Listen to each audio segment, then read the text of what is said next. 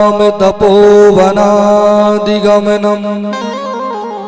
ऋत्वा मृगं काञ्चनं वैदेही हरणं जटायुमर्णं सुग्रीवसंभाषणं बालीनिग्रहणं समुद्रतरणं लङ्कापुरीदाहनं पश्चात् रावण कुंभकर्ण हननम में तद्विरामायणम। प्रभु अयोध्या में प्रकट हुए, जनकपुर में प्रभु का विवाह हुआ। 14 वर्षों के लिए जब सरकार वन में गए तो दुष्ट रावण ने आकर के किशोरी जी का हरण कर लिया। तो हनुमान जी ने जाकर के लंका में आग लगाई। बंदर भालुओं की सेना तैयार करके भगवान जब समुद्र पार करके लंकापुरी में पहुंचे तो वहां कुंभकर्ण, मेघनाद, रावण जैसे पापियों का वध हुआ। पुनः सीता जी को लेकर के राम जी का अयोध्या में आगमन हुआ और राम राज्य प्रारंभ हो गया। बोले राजा रामचंद्र सरकार की। आइए अब हम बहुत शीघ्र कृष्ण कथा में प्रवेश करें और भगवान के जन्म के पहले की कथा को बहुत जल्दी में सुने और 5 मिनट बाद ही अब हम लोग बिहारी जी का तत्व प्राकट उत्सव बड़े भाव के साथ में मनाएंगे। देखो भैया, राम जी तो है मर्यादा पुरुषोत्तम, तो उनकी बधाइयों में तो आपके हाथ भी ना उठे, लेकिन हमारे कन्हैया है लीला पुरुषोत्तम। इनका एक भी काम सीधा नहीं है, इनकी सभी लीलाएं बड़ी टेढ़ी मेढ़ी हैं। इनका नाम भी टेढ़ा, इनके काम भी टेढ़े और ये खड़े भी टेढ़े ही होते हैं। और जो इनकी उत्सवों में झूमते नाचते नहीं है ना, तो उनको भी ये टेढ़ा ही बना देते हैं। तो राम जी के सामने तो बात बन गई, लेकिन अब कन्हैया आने वाले हैं। तो जब कन्हैया आएंगे तो शांति से बैठने से काम नहीं चलेगा। तो भगवान आएंगे तो सबको झूम करके नाच करके स्वागत करना पड़ेगा। बोलिए राधे राधे।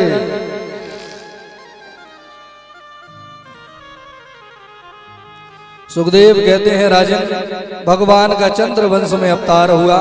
ब्रह्मा के एक पुत्र हैं जिनका नाम है अत्रि ऋषि। अत्रि के ही पुत्र हैं चंद्रमा। चंद्रमा के पुत्र हुए बुद्ध, बुद्ध के पुत्र हुए पुरुरवा, पुरुरवा के 6 बेटा हुए। आयु, सुतायु, सत्य आयु, रय, विजय और जय। इन 6 पुत्रों से ही चंद्रवंश का विस्तार हुआ। आगे चल करके महाराज नहुस हुए। नहुस के भी 6 पुत्र हुए, यति, अयाति, संयाति, आयति, वयति और कृति। इनमें जो अयाति नाम के बेटा हैं, इनके 2 विवाह हुए, देवयानी और शर्मिष्ठा से। यदु, तुर्वसु आदि इनके 4 पुत्र हुए। तो महाराज यदु के वंश में जितने लोग जन्म ले करके आए वह सबके सब यदुवंशी कहलाए। इसी वंश में आगे महाराज सूरसेन हुए, जिनके पुत्र का नाम है वासुदेव। वासुदेव जी के 7 विवाह हुए। इनकी 7 पत्नी हैं वासुदेव जी की, गौरवी, रोहिणी, भद्रा, मदिरा, लोचना, इला और देवकी। सबसे छोटी हैं देवकी मैया। देवकी मैया के 6 पुत्रों को कंस ने मार दिया। 7वें पुत्र को रोहिणी मैया के गर्भ में स्थापित किया। 8म गर्भ में भगवान नारायण ही इनके बेटा बन के प्रकट भये। जन्म लेते ही भगवान भागे गोकुल की ओर। तो जन्मे जेल में और पालना झूला गोकुल में और बाल लीलाएं वहीं वृंदावन में।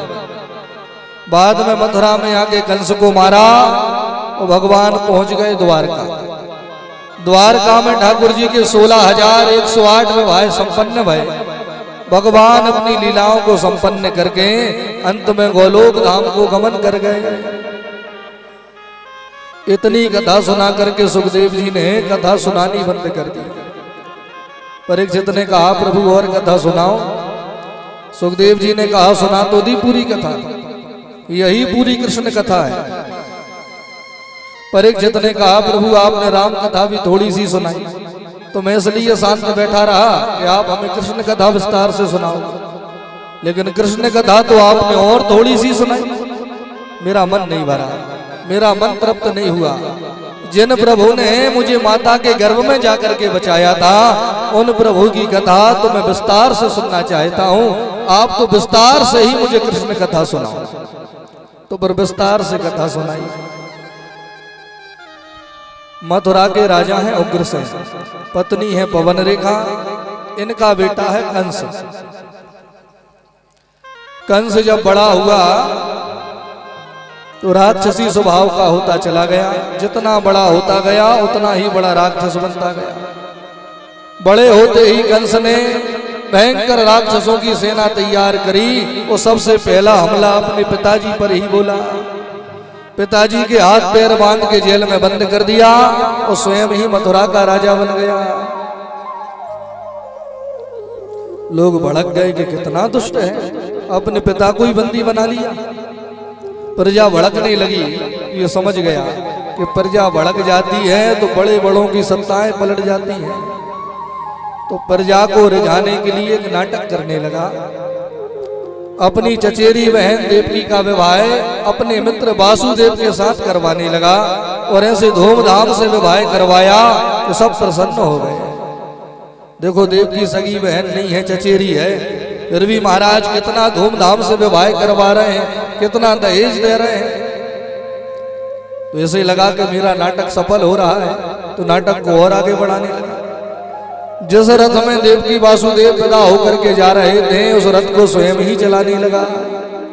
रथ थोड़ा ही आगे बढ़ा कि इतने में ही आकाश से आकाशवाणी हो गई। अरे दुष्ट कंस, जिस बहन को आज विदा कर रहा है, इसी बहन देवकी का अष्टम गर्भ तेरा काल होगा, जिससे तेरी मृत्यु हो जाएगी। आकाशवाणी सुनते ही रथ चलाना बंद कर दिया। देवकी मैया के बाल पकड़ के रथ से नीचे फेंक दिया।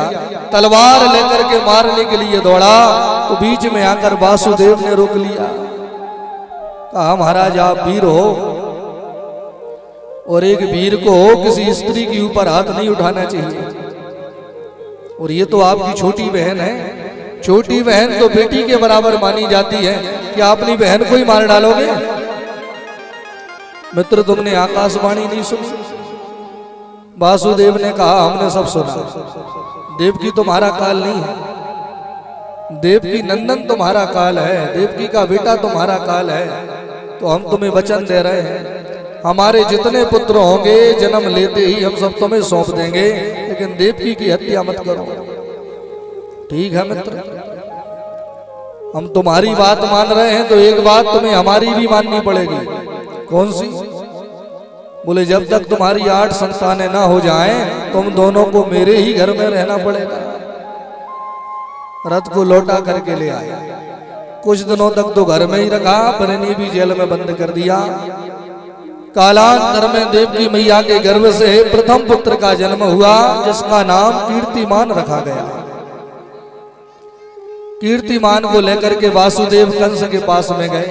पहले तो उसे दया लगी तो छोड़ दिया, बाद में इसके मंत्रियों ने भड़काया तो कीर्तिमान को हाथ में लिया, पत्थर की दीवार पर मारा। छोटा सा बालक, पत्थर में लगते ही प्राण निकल गए। और ऐसे करके इस दुष्ट ने 6 पुत्रों की हत्या कर दी। तो सप्तम गर्भ में शेष ही पधारे। तो भगवान ने तुरंत अपनी माया को बुलाया। माया को बुला करके कहा, देवी जी, क्या हमारे जाने के पहले हमारा एक भी भाई जिंदा नहीं बचेगा? मामा जी तो जन्म लेते ही मार देते हैं, अब हमारे आने का समय हो रहा है, तो आप ऐसा करो कि पूरे ब्रजमंडल की कमान अपने हाथों में ले लो।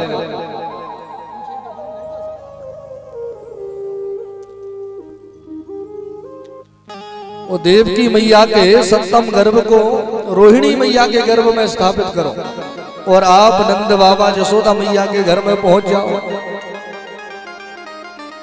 अष्टम संतान के रूप में जब हम अवतार लेकर के आएंगे तो वासुदेव अदला बदली करके हमको गोकुल और आपको मथुरा ले आएंगे। तो कंस आपको मारने का प्रयास करेगा। तो जैसे ही कंस मारने का प्रयास करे, उसके हाथ से छिटक करके आकाश में अष्टभुजी देवी बन के प्रकट हो जाना। फिर देखो तुम्हारी पूजा होगी, शारदा मैया, चंडिका मैया, अंबिका मैया, ना जाने कितनी मैया बन के घर घर पूजी जाओगी। तो योग माया प्रसन्न हो गई, तुरंत आकर ब्रजमंडल की कमान अपने हाथों में ले ली, सप्तम गर्भ को रोहिणी मैया के गर्भ में स्थापित किया। तो कंस को समाचार मिला तो सप्तम गर्भ का पतन हो गया, सप्तम गर्भ नष्ट हो गया। तो कंस बड़ा प्रसन्न हुआ। अब तो हमारे डर से बालक जन्म लेने के पहले ही मर जाते हैं। चाणूर ने समझाया, महाराज ज्यादा अभिमान ना करो, ये देवताओं की ही हमको कोई साजिश लग रही है, क्योंकि अब अष्टम गर्भ का समय आ रहा है, तो आप थोड़ी असावधानी रखो तो मौके का फायदा उठा करके वह अष्टम गर्भ जन्म लेते ही भाग जाएगा। कंस सावधान हो गया। देव की वासुदेव को कड़ी सुरक्षा में रखा, 7 दरवाजों में बंद है, प्रत्येक दरवाजे पर 4-4 पहरेदार दिन रात पहरेदारी कर रहे हैं।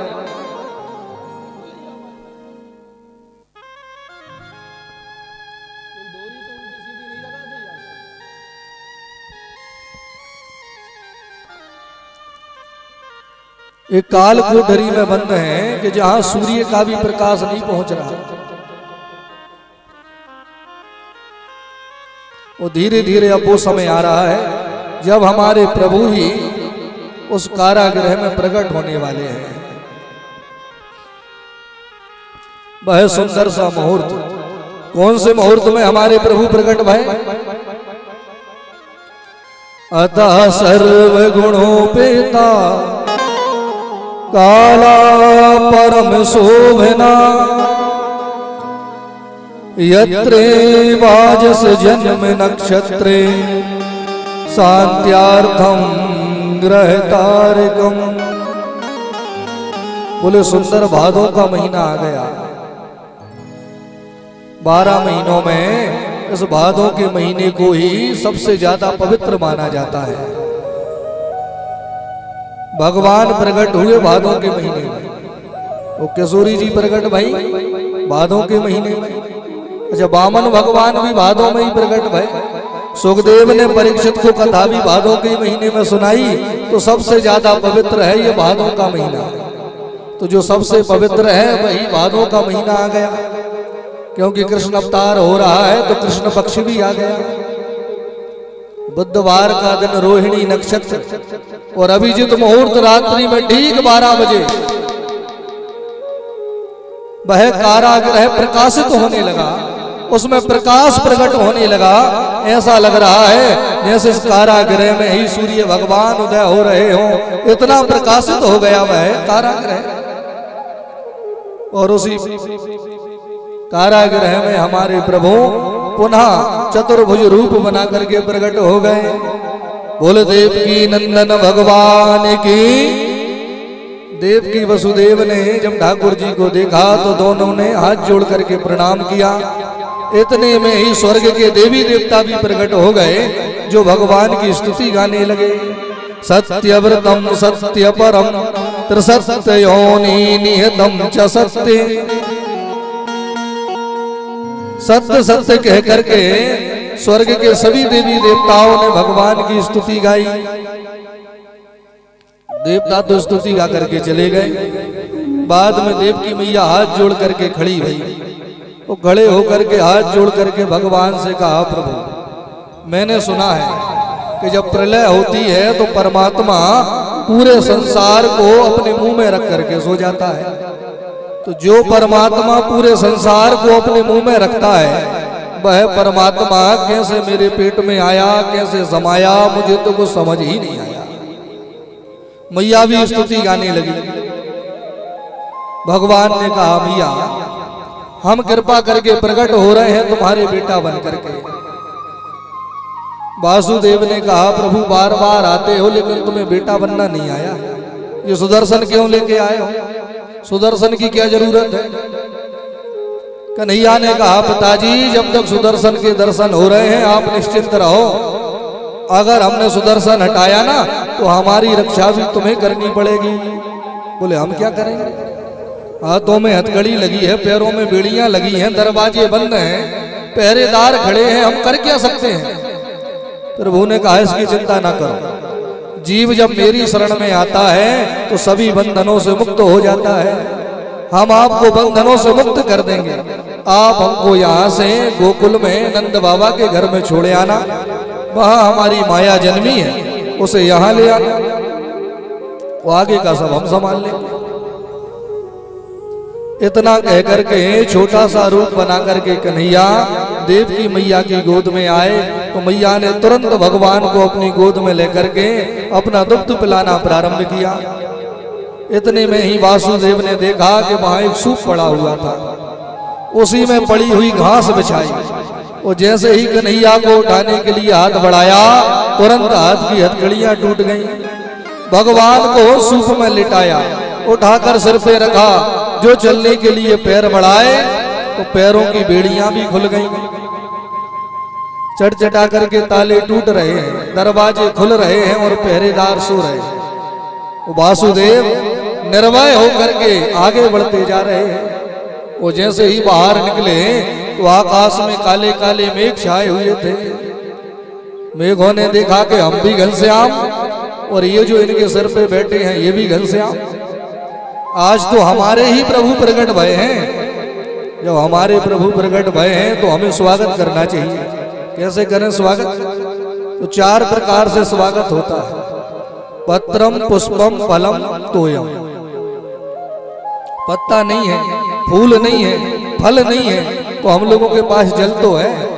तो मेघों ने जल वर्षा करके भगवान का स्वागत करना प्रारंभ कर दिया और मंद मंद बरसात होने लगी, मेघ बरसने लगे। वो वासुदेव धीरे धीरे बढ़ते हुए यमुना मैया के तट पर पहुंच गए। यमुना के जल में उफान आया हुआ है, भयंकर वेग से यमुना मैया बह रही है। और जैसे ही वासुदेव प्रवेश भये तो यमुना जी ने और जल बढ़ाना प्रारंभ किया। बोले हमारे प्रभु आए हैं, हम उनके दर्शन करेंगी, चरण पखारेंगी। तो यमुना मैया ने जल बढ़ाना प्रारंभ कर दिया और वासुदेव पूरे डूबने लगे।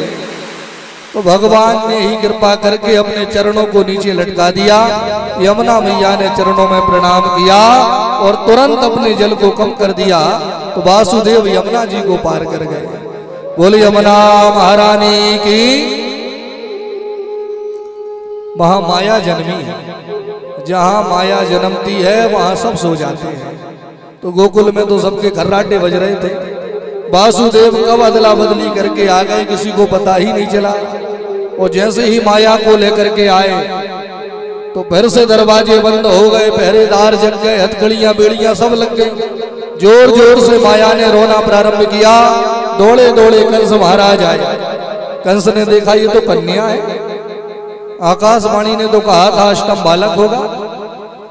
लोगों ने कहा कन्या समझ के छोड़ ना देना महाराज, कन्या समझ के छोड़ोगे ना तो उस कन्या का जो बेटा होगा वो तुम्हें नहीं छोड़ेगा। तो कन्या को ही मारने लगे। कन्या को मारने के लिए हाथ बढ़ाया तो देवी तुरंत आकाश में चली गई, विराट रूप में प्रकट हो गई और वहीं से आवाज लगाई, अरे दुष्ट तू हमें क्या मारेगा, तुझे मारने वाला तो अवतार लेकर के आ चुका है। सोई घबराया। देवी जी कहाँ जन्मा है, कैसा लगता है, कैसा दिखता है, कुछ तो बता जाओ। माया ने कहा ये पता तुम खुद ही लगाओ। तो मैया तो चली गई। कंस सभा लगा करके बैठ गया कि हमारे काल का पता कैसे लगा। अब ये तो हो गई मथुरा की बात। मथुरा की चर्चा अब हम कल करेंगे। कल भगवान की बाल लीलाएं होंगी और गोवर्धन पूजा का उत्सव बनेगा।